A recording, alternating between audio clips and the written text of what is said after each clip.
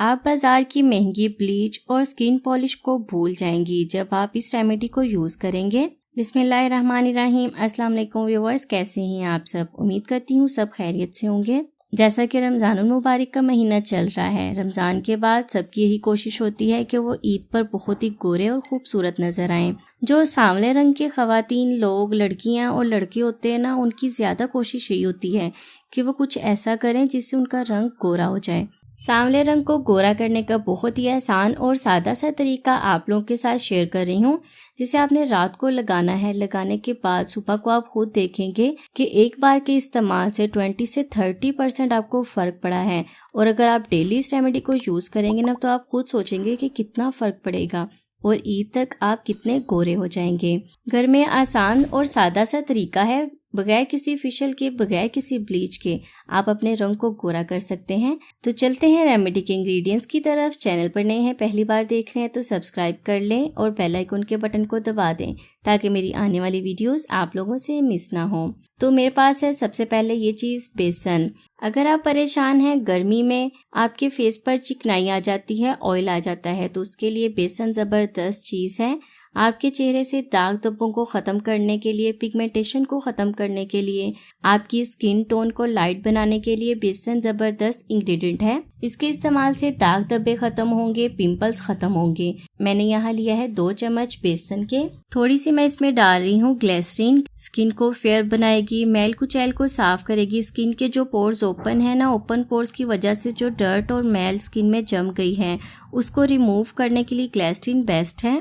Paste बनाने के लिए यहाँ पे मैं दूध का इस्तेमाल कर रही हूँ। आप चाहें तो दही का या रोज वाटर का इस्तेमाल कर सकते हैं। अगर सांवले रंग की वजह से परेशान है, रंग गोरा करना चाहते हैं, तो बहुत ही जबरदस्त रेमेडी है जो आप लोगों के साथ शेयर की है। ये ईद से पहले से यूज करना शुरू करें।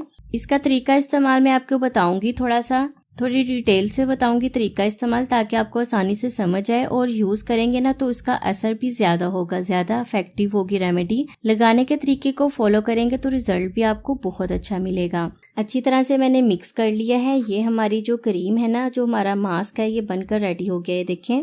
अच्छा, अगर आपकी स्किन ज्यादा सेंसिटिव है तो आपने लेमन इसके अंदर डाल लेना है।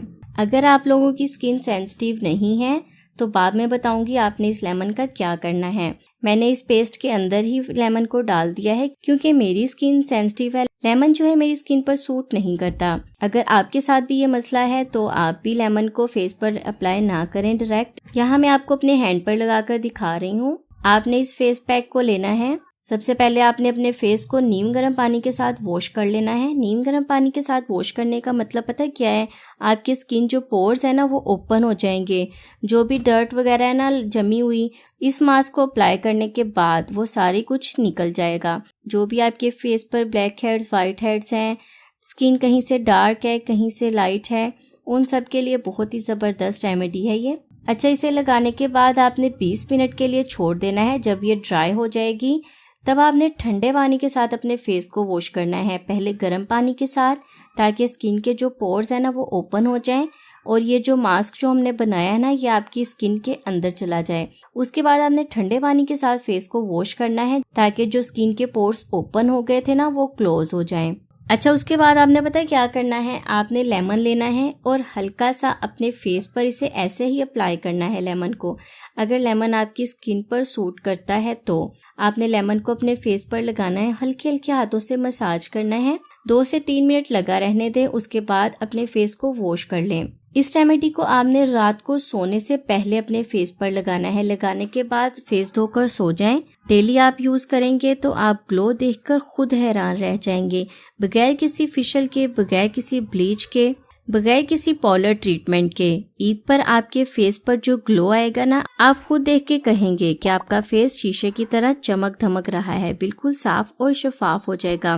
तो फ्रेंड्स, ये थी मेरी आज की रेमेडी। उम्मीद करती हूँ आपके बहुत काम आएगी। इसे लाइक और शेयर जरूर करें दूसरों के साथ, अपने फ्रेंड्स और फैमिली वालों के साथ, ताकि ईद तक सब गोरे गोरे नजर आए। मैं हाजिर होंगी मजीद रेमेडीज के साथ। मुझे इजाजत दें और दुआ में याद रखें। अल्लाह हाफिज।